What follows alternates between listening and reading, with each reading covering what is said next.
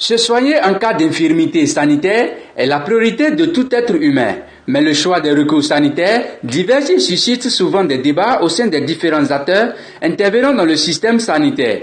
À cet effet, le domaine de la phytothérapie est souvent indexé pour les problèmes de diagnostic de mal et du dosage des remèdes proposés. Brice Dosouyovo, expert tradithérapeute, démystifie et fait la nuance entre les différents thèmes utilisés pour désigner les remèdes traditionnels avant d'élucider le problème de toxicité de certaines plantes. La phytothérapie, elle est essentiellement liée aux plantes. C'est le traitement des maladies par les plantes. C'est ça que nous entendons par phytothérapie. La phytothérapie et la pharmacopée sont des vocables différents mais qui veulent désigner les mêmes choses.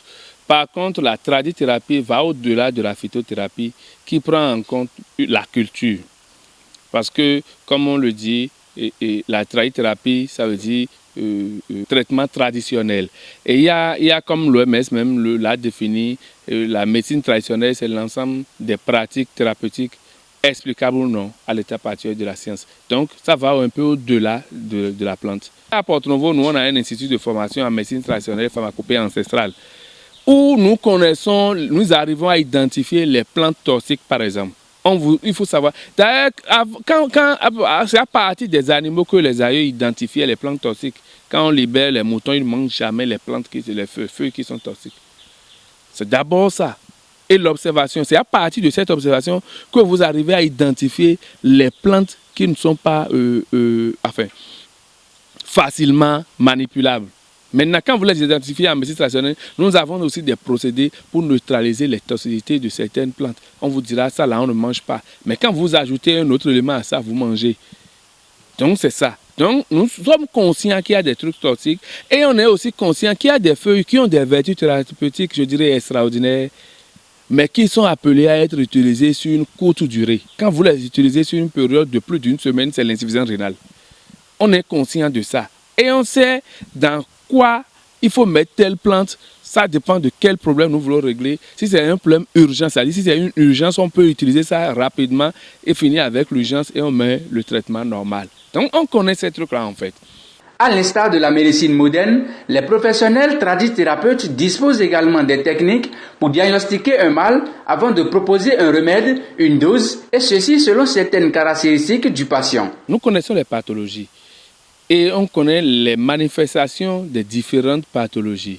C'est des points que nous cochons. Et quand nous arrivons à identifier ces différents points au niveau d'un individu, ça nous permet de dire a priori que c'est de tel mal l'individu souffre. Mais nous avons évolué avec nos laboratoires modernes. Donc, quand nous émettons en fait des hypothèses, on demande à certains laboratoires de nous confirmer le diagnostic.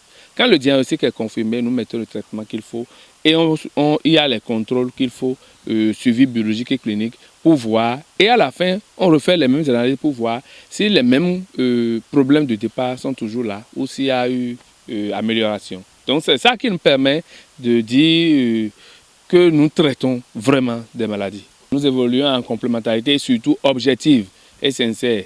Donc, il y a des pathologies pour lesquelles, quand elles sont incomprises à la médecine traditionnelle, nous demandons des analyses pour préciser, pour nous faire des diagnostics, pour nous amener à ne pas patauger dans le traitement. Surtout ce problème de dose et de dosage est un problème récurrent quand on parle de la médecine traditionnelle. Mais je veux vous rassurer, voyez-vous, la longue utilisation d'ailleurs de nos produits, de nos médicaments traditionnels améliorés, témoigne de leur innocuité. La longue utilisation des produits témoigne de leur innocuité. C'est des produits qui ont eu le temps de traverser des générations, sans problème. D'abord ça. Ensuite, nous avons, vous savez, aucun grand-parent ou parent ou tradithérapeute ne remet de produits et dit allez boire à volo. Non. On vous dira une pincée de la poudre matin et soir, ou bien demi-verre du grand verre, ou bien un petit verre à madère, c'est-à-dire verre de liqueur, on vous dirait ces trucs-là. C'est ça la dose que nous appliquons en médecine traditionnelle. Et nous sommes conscients que la dose évolue en fonction de l'âge et du poids des patients. Et quand on parle de dosage, c'est telle quantité de tel élément plus telle quantité de tel élément doit donner tel produit pour que ça soit constant en fait. Vous voyez, pour que non seulement le mélange soit homogène et constant, que pour que la teneur, la concentration soit la même. Quand vous prenez par exemple une cuillerée à soupe de poudre, ça peut aller jusqu'à 500 mg. Vous voyez. Donc quand on vous dit de prendre des comprimés de 500 mg matin et soir, c'est exactement la même chose que nous faisons. Puisque nous avons la possibilité même de mettre nos produits en molécules sous forme comprimée. Les produits là, les poudres là, peuvent être sous forme de gélules et tout ça que les individus prennent selon les grammes. Contrairement aux inquiétudes, les remèdes relevant du domaine de la phytothérapie et tradithérapie peuvent cohabiter avec la médecine moderne à condition que les inscriptions soient respectées. Il est donc nécessaire de suivre avec rigueur la posologie des remèdes pour le bien-être de tous.